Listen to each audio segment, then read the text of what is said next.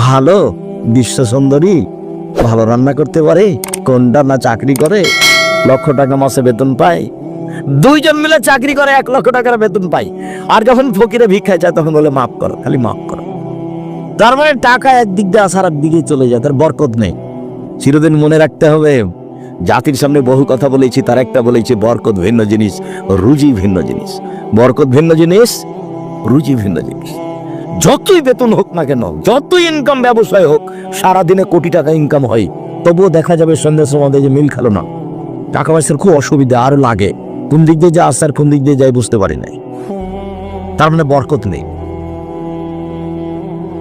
আবার কে বাড়িতে আছে? জি না। কোথায় গেছে?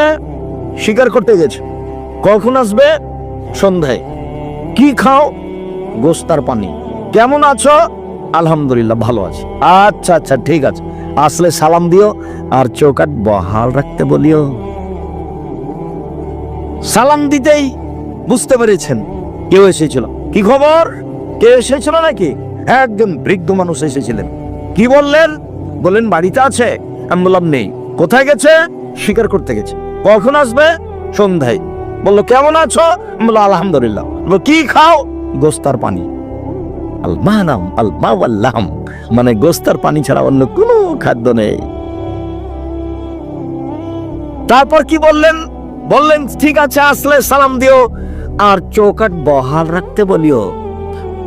ও, তিনি আমার আব্বা, তিনি ইব্রাহিম আলাইহিস সালাম। তিনি তোমাকে স্ত্রী হিসাবে বহাল রাখতে বলেছেন। তুমি থাকো, তুমি বেতন পাও পাও না এটা দেখার বিবেচনা নেই, তুমি সুন্দরী না অসুন্দরী ভাববার সুযোগ নেই, যাহাই বলেছেন তাহাই হইবে। এর নাম ছেলে, এর নাম অনুগত ছেলে। আমার মা বিশ্বাস করতো এভাবে যে যেটা বলছি সেটাই হবে। যেদিন ডেকে পাঠিয়েছে তা আমার মা বলছে আজকে আসবেই, তা আমি সেদিনই চলে গেছি। তার ধারণা খুব ভালো কাজ করত, আমার মার ধারণা খুব ভালো